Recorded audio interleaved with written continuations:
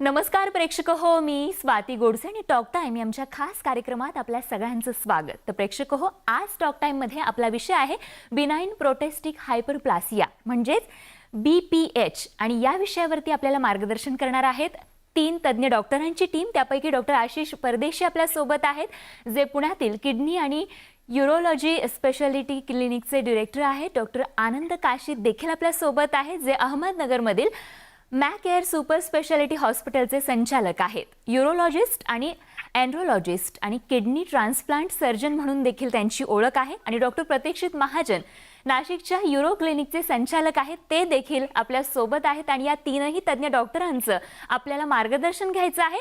सुरुवातीचा पहिला प्रश्न खरं तर विचारायचा, पण त्याआधी डॉक्टर, तुम्हा तिघांचेही टॉक टाइम आमच्या खास कार्यक्रमात खूप खूप स्वागत. नमस्कार. नमस्ते. तर डॉक्टर, आजचा जो आपला विषय आहे BPH, या विषयावरती पहिला प्रश्न डॉक्टर आशिष परदेशी आपल्यासाठी. प्रोस्टेट ग्रंथी म्हणजे नेमकं काय आणि त्यांचं कार्य नेमकं कसं असतं याबद्दल आमच्या प्रेक्षकांना सांगाल. प्रोस्टेट ग्रंथी ही फक्त पुरुषांमध्ये असते. बायकांमध्ये युरिनरी फंक्शन आणि सेक्शुअल किंवा रिप्रोडक्टिव्ह फंक्शन हे वेगळं वेगळं देवाने बनवलेलं आहे. पण पुरुषांमध्ये मूत्रक्रिया आणि सेक्शुअल फंक्शन हे वेगळं वेगळं नसून ते एकाच अवयवातनं पार पाडलं जातं. याच्यामुळे प्रोस्टेट ग्रंथी जी आहे हे रिप्रोडक्टिव्ह सिस्टम किंवा सेक्शुअल फंक्शनचा एक पार्ट आहे. शुक्राणू जे तयार होतात त्याचं संगोपन करणं हे प्रोस्टेट मधल्या द्रव्याचं काम असतं. प्रोस्टेट ही ग्रंथी ही पुरुषाच्या लघवीच्या पिशवीच्या तोंडाशी असते आणि मूत्रमार्ग हा प्रोस्टेटच्या थ्रू बाहेर पडतो. प्रोस्टेट ही ग्रंथी वयाच्या 50व्या वर्षानंतर वाढायला सुरुवात होते, त्याची वाढ होते आणि याच्यामुळे याची वाढ झाल्यामुळे लघवीच्या मार्गावर चिमटा बसतो. याला बिनाइन प्रोस्टेटिक हायपरप्लेजिया असं म्हणतात. बिनाइन म्हणजे नॉन कॅन्सरस, प्रोस्टेटिक हायपरप्लेजिया म्हणजे वाढ. याच्यामुळे पुरुषाला 50व्या वर्षापासून प्रोस्टेटची वाढ झाल्यामुळे लघवीच्या मार्गात अडथळा निर्माण होतो. याला म्हणतात बिनाइन प्रोस्टेटिक हायपरप्लेजिया. डॉक्टर, अगदी सोप्या शब्दात खरं तर या प्रश्नाचं उत्तर तुम्ही दिलेलं आहे. आमच्या प्रेक्षकांना नक्कीच याचं उत्तर मिळालेलं असणार आहे. डॉक्टर आनंद काशीद, आपल्यासाठी पुढचा प्रश्न आहे, तो म्हणजे BPH म्हणजे नेमकं काय ते सांगाल. BPH म्हणजे बेनाइन प्रोस्टॅटिक हायपरप्लेसिया म्हणजे साध्या सोप्या भाषेत शब्दशः अर्थ जर घेतला तर हे जे प्रोस्टेट ग्रंथी डॉक्टर परदेशी यांनी सांगितली त्याची वाढ होते, म्हणजे त्याच्या आकारात वाढ होते, त्याला म्हणतात हायपरप्लेसिया. आणि बेनाइनचा अर्थ आहे की कॅन्सर नसलेली गाठ. म्हणून BPH म्हणजे प्रोस्टेट ग्रंथीची वाढ झाली पण ती कॅन्सर नाही. म्हणून तसं वाढ गाठ आली आपण जे म्हणतो, तर बऱ्याच वेळा गाठ आली ही कॅन्सर डोक्यात असतं, तर हे कॅन्सरची गाठ नसते, ही कॅन्सर नसलेली वाढ असते. आणि जसं परदेशी सर म्हणले की लघवीचा मार्ग त्या प्रोस्टेट ग्रंथीच्या मधून जातो, तर हे वाढ झाल्यामुळे लघवीचा जो मार्ग आहे तो दाबला जातो आणि म्हणून मग लघवीचे प्रॉब्लेम चालू होतात. आणि आपण त्याच्यावर पुढे डिटेलमध्ये डिस्कस करूच. तर BPH म्हणजे बेसिकली प्रोस्टेट ग्रंथीची वाढ. बस. डॉक्टर प्रतीक्षित महाजन, पुढचा प्रश्न आपल्यासाठी. BPH हा किती सामान्य आहे? साधारण BPH जो हा आपण आजार आता डिस्कस करतोय हा 50 नंतरचा आजार आहे. तरुण पुरुषांमध्ये हा आजार शक्यतो दिसत नाही. पण आम्ही बघितलंय 40 मध्ये पण हा आजार काही लोकांमध्ये बघायला मिळतो. तर आमच्या असं लक्षात आलंय की 20% लोक जे असे आहेत की ज्यांचं 40 ते 50 वयोगटात सुद्धा हा आजार दिसतो, ज्याला आम्ही अर्ली म्हणतो. 50 जे लोक आहेत त्यांच्या 30% लोकांमध्ये, 30 ते 40% लोकांमध्ये हा आजार आहे. तसं आमच्या लक्षात आलंय की 50 ते 60% लोकांना किंबहुना त्यापेक्षाही जास्त लोकांना हा त्रास बघायला मिळतो. तसा आजार जो आहे तो बळावू शकतो असं तुम्ही म्हणाला आहात. पुढचा प्रश्न डॉक्टर आशिष परदेशी आपल्यासाठी आहे. BPH ची नेमकी लक्षणं काय आहेत? BPH जसं मी म्हटल्याप्रमाणे लघवीचा मार्ग हे प्रोस्टेट ग्रंथीच्या आतनं जातो. ग्रंथी वाढल्यामुळे मार्गावर चिमटा बसतो, जेणेकरून लघवी पूर्णपणे बाहेर पडत नाही. याला आपण ब्लॅडर आउटलेट ऑब्स्ट्रक्शन असं म्हणतो. ब्लॅडर आउटलेट ऑब्स्ट्रक्शनची लक्षणं ही दिवसा किंवा रात्री दोन्ही वेळेस आपल्याला दिसतात. दिवसा म्हणजे लघवीची धार कमी होणे, लघवीला जोर द्यावा लागणे, लघवी पूर्ण करण्यास वेळ लागणे, वारंवार लघवी होणे, किंवा रात्री खूप वेळा लघवीला उठावं लागणे, किंवा प्रत्येक वेळेस असं वाटणे की पूर्ण लघवी झालेली नाही, हे याचे सिम्पटम्स आहेत. काही वेळ खूप अवधीचा आजार असल्यामुळे काही कॉम्प्लिकेशन देखील होऊ शकतात, ज्याची लक्षणं अशी असू शकतात की वारंवार ताप येणे किंवा इन्फेक्शन होणे, किंवा लघवी वाटे रक्त वाहणे, किंवा पूर्णपणे लघवी तुंबणे, ही सगळी लक्षणं असू शकतात. डॉक्टर आनंद काशीद, आपल्यासाठी पुढचा प्रश्न आहे बीपीएच संदर्भातला, आणि तो म्हणजे बीपीएचा धोका नेमका कुणाला असू शकतो? जसं की आपण पाहिलं, हा आजार फक्त पुरुषांचा आहे आणि हो. ते पण 50-60 नंतर हा आजार चालू होतो. तर हे जे वयस्कर पुरुष आहेत त्यांनाच हा आजार होऊ शकतो. सगळ्यांनाच होतो असं नाही. खास करून जर आपले घरामध्ये मोठे भाऊ किंवा वडील आजोबा यांना जर त्रास झालेला असेल तर अनुवांशिक पण हा आजार थोडाफार ट्रान्सफर होतो नेक्स्ट जनरेशन. तर मोठे भाऊ किंवा वडील आजोबा यांना झालेला असेल तर आपल्याला होण्याची शक्यता थोडी जास्त असते. दुसरी गोष्ट, जर वजन एखाद्या पुरुषाचं जास्त असेल तर त्याला हा आजार होण्याची चान्सेस जास्त होतात. डायबेटिक्स आणि हायपरटेन्सिव्ह लोकांना पण थोडासा चान्सेस बाकीच्यांपेक्षा जास्त असतात हा आजार होण्याचे. आणि लाईफस्टाईल, जसं आता आपण सगळेच म्हणतो की लाईफस्टाईल चांगली पाहिजे.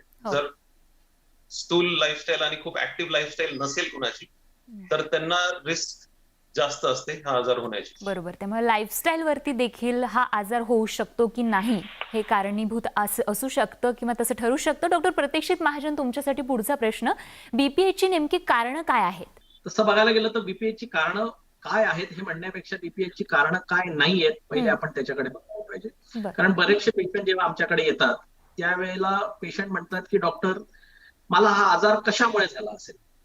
मी काही खाल्लं म्हणून झाला की काय? मी पाणी कमी प्यालो म्हणून झाला की काय?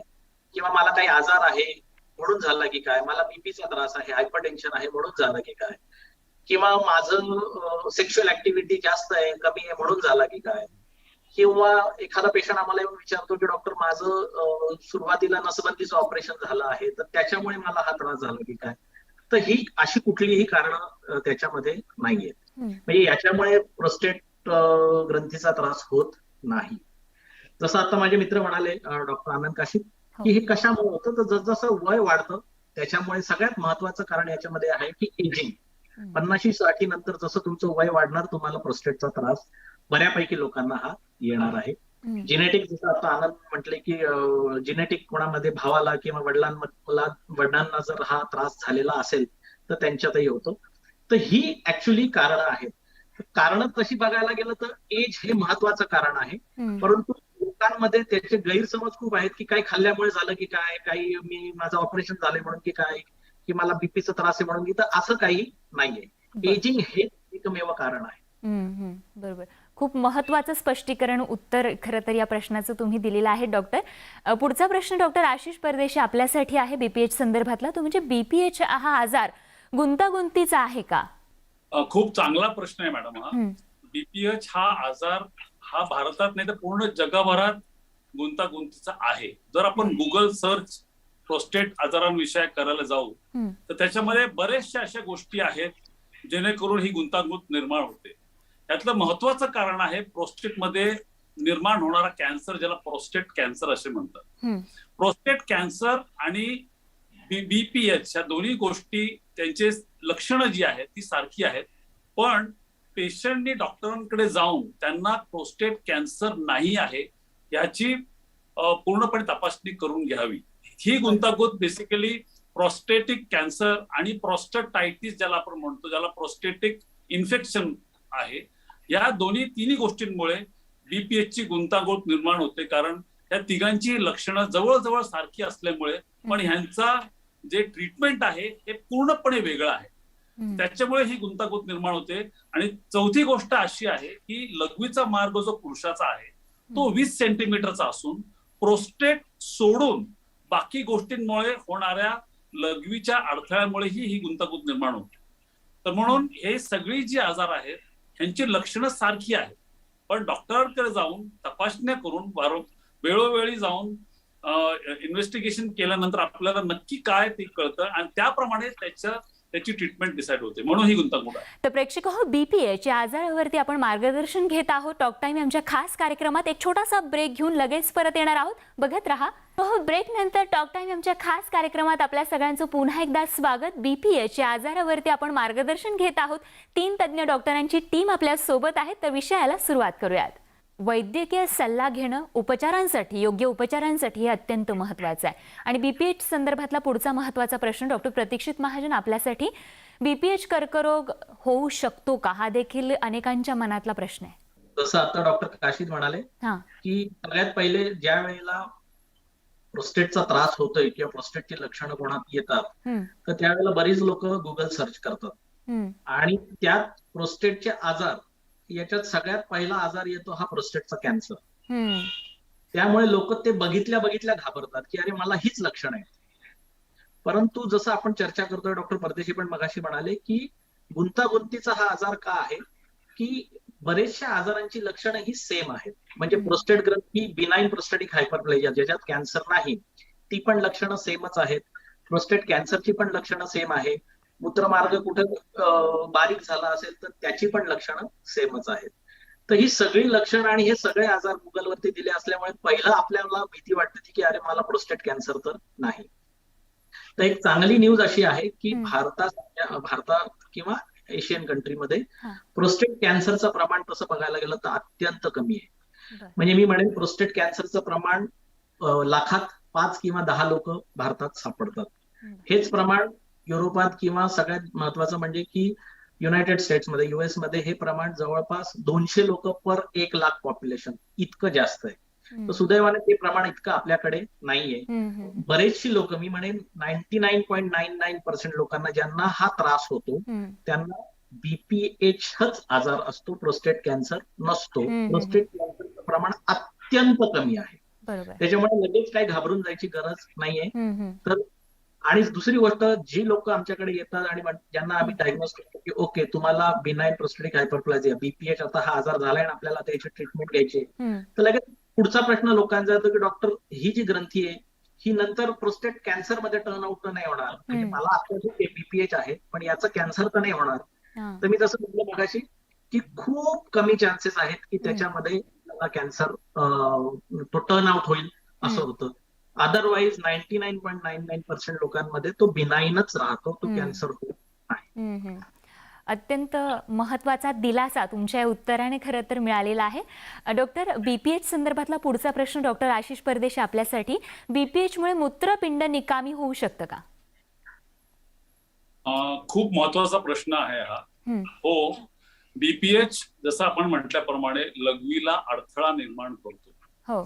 या अडथळ्यामुळे लघवीच्या पिशवीवरती जास्त जोर येतो. लघवी बाहेर न पडल्यामुळे लघवीची पिशवी जी आहे ती फुगायला लागते आणि लघवीची पिशवी जास्त फुगल्यामुळे लघवीच्या पेशी ज्या पिशवीच्या पेशी ज्या आहेत त्या खूप नाजूक होऊन जातात, वीक होऊन जातात आणि त्याच्यामुळे एक वेळ अशी येते की थकलेल्या घोड्यासारखी ही लघवीची पिशवी ऍक्च्युअली निकामी होते आणि त्याच्यामुळे ती लघवी पूर्णपणे आकुंचन न पावल्यामुळे लघवी पूर्णपणे थांबते.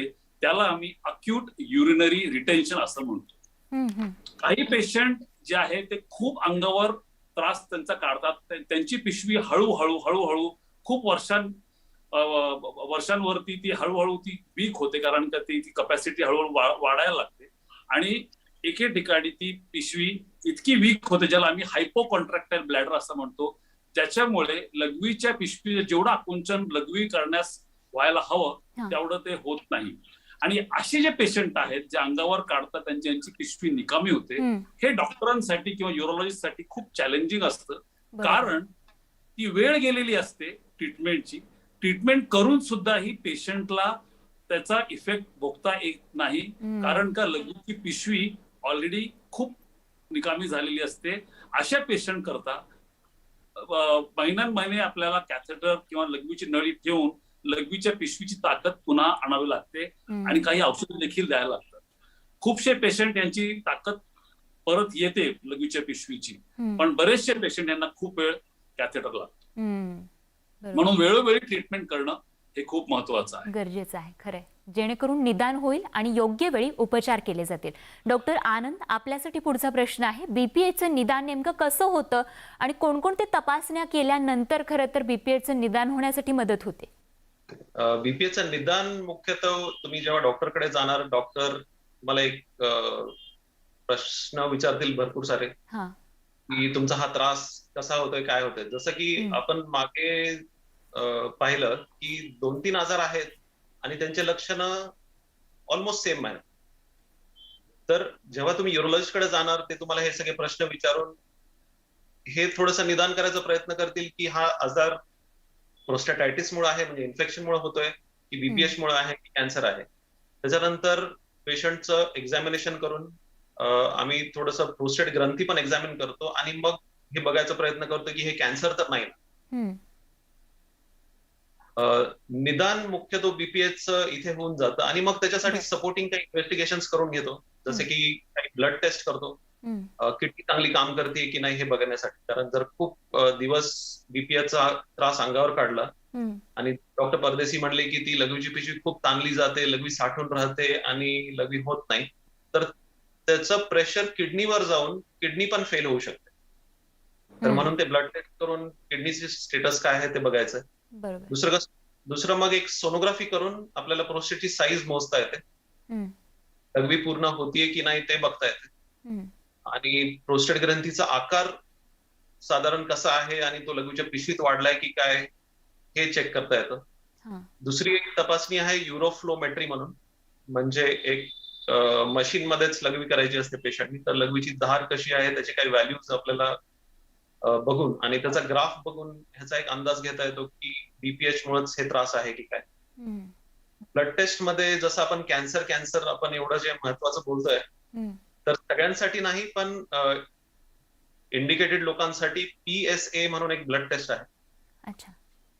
तर ते प्रोस्टेट कॅन्सर मध्ये वाढलेलं असतं, बाकी पण बऱ्याच कंडिशन्स मध्ये वाढतं, पण त्याचं ती व्हॅल्यू जी काही येईल त्याचं इंटरप्रिटेशन करायला युरोलॉजिस्टच पाहिजे. पेशंटनी ती व्हॅल्यू बघायला पण नाही पाहिजे आणि त्याचा काही अर्थ तर अजिबात नाही लावायचा. अगदी महत्त्वाचं उत्तर डॉक्टरांकडून मिळालेलं आहे. पुढचा प्रश्न घेऊन आपण डॉक्टर प्रतीक्षित महाजन यांच्याकडे जाऊयात. डॉक्टर, बीपीएच व्यवस्थापनात कोणकोणते भिन्न उपचार पद्धती आहेत? बीपीएच ची जी लक्षणं आहेत ती आम्ही 2-3 टप्प्यात त्याची विभागणी करतो. काही लोक सिम्पटम्स लक्षणं घेऊन येतात की डॉक्टर मला त्रास होतोय इन द सेन्स की माझी लघवी तितकी मोकळी येत नाही, पण इतकं काही मला बॉदर नाहीये, ठीक आहे होऊन जाते, एवढं काही मला त्याला प्रॉब्लेम नाहीये, खूप काही सारखं जायला लागत नाही, रात्री खूप काही उठायला लागत नाही. तर थोड्याफार प्रमाणात जे सिम्पटम्स, ज्याला आम्ही माइल्ड सिम्पटम्स म्हणतो, त्यांच्यात खरं बघायला गेलं तर ट्रीटमेंटची गरजच नाही. त्यामुळे प्रत्येक पेशंट ज्याला ट्रीटमेंट सिम्पटम्स आहेत, लक्षणं आहेत, त्याला प्रत्येकाला ट्रीटमेंट लागेलच असं पण काही नाही. बरेच लोक बिना ट्रीटमेंटची पण बरी होतात. खास करून मी आता जे उल्लेख केला की ज्यांचे माइल्ड आहेत त्यांना ट्रीटमेंटची गरज नाही. मग त्यांना आम्ही लाईफस्टाईल मॉडिफिकेशन म्हणतो. म्हणजे काय की एखादा पेशंट जर मला म्हटलं की डॉक्टर मला ना जरा जास्त उठायला लागतं रात्री झोपल्यानंतर, तर त्यांना आम्ही म्हणतो की जरा तुम्ही पाण्याचं प्रमाण कमी करा. जे लोक लठ्ठ आहेत, ज्यांना ओबेसिटीचं आहे, त्यांना आम्ही म्हणतो की अरे तुमचं वजन तुम्ही जरा कमी करा. ज्यांचं डायबिटीज कंट्रोल नाही चांगला, त्यांना आम्ही म्हणतो की जरा डायबिटीस तुम्ही कंट्रोल करा. तर ही काही अशी मॉडिफिकेशन्स आहेत ज्याच्याने सिम्पटम्स ज्यांना आहेत, विशेष ज्यांची लक्षणं इतकी नाही आहेत, त्यांना आपल्याला बिना ट्रीटमेंटचं पण आपण त्यांना बरं करू शकतो. आता पुढचे जे आहेत की ज्यांचे सिम्पटम्स खूप जास्त आहेत आणि ते म्हणतात की नाही डॉक्टर मला खूप सॉरी वैताग आलाय, तर त्यांना मग आम्ही सुरुवातीला जी ट्रीटमेंट देतो ती म्हणजे मेडिकल मॅनेजमेंट, म्हणजे गोळ्या. गोळ्यांचे 3-4 प्रकार आहेत, मी त्याच्या डिटेलमध्ये जाणार नाही, पण सगळ्यात पहिले जसं मी म्हटलं की मेडिकेशन्स आम्ही देतो आणि सुदैवाने 70 to 80% लोकांना याच्याने फरक पडतो. हार्डली 15 ते 20% लोक असतात की ज्यांना गोळीने फरक पडत नाही, पण इतर 80% लोक गोळीने बऱ्यापैकी सिम्पटम्स रिलीव्ह व्हायला मदत होते. 80% लोकांमध्ये आपलं काम गोळ्या औषधांनीच होतं. एक 10% लोक जी असतात की ज्यांच्यामध्ये गोळीने काहीही होत नाही, मग त्यांना आम्हाला पुढचा सल्ला द्यायला लागतो की आता जर गोळी तुम्हाला सूट होत नाहीये किंवा गोळीने फरकच पडत नाही किंवा मी कंटाळलो डॉक्टर, असे काही काही लोक म्हणतात, मग त्यांना आम्ही म्हणतो की नाही आता तुमच्या सर्जरीची वेळ आली आहे. सर्जरी म्हणजे अगदी खूप काही घाबरून जायची गरज नाहीये. मेडिकल टेक्नॉलॉजी इतकी सॉफिस्टिकेटेड झाली की प्रोस्टेट ग्रंथीचं ऑपरेशन करता आता खूप काही कापायला लागत नाही, टाके बरोबर. नसतात, विशेष काही दुखणं वगैरे नाही. बरोबर. तर डॉक्टर आशिष, डॉक्टर आनंद आणि डॉक्टर प्रतीक्षित, तुम्हा तिघांनीही खूप छान असं मार्गदर्शन BPH या आजारावरती केलेलं आहे. वेळेअभावी आज आपल्याला इथेच थांबावं लागतंय, पण निश्चितच प्रेक्षकांच्या मनातल्या अनेक प्रश्नांची उत्तरं तुम्ही दिली. आमच्या टॉक टाइम या खास कार्यक्रमात सहभागी झाला त्यासाठी खूप खूप धन्यवाद. थँक्यू. नमस्कार.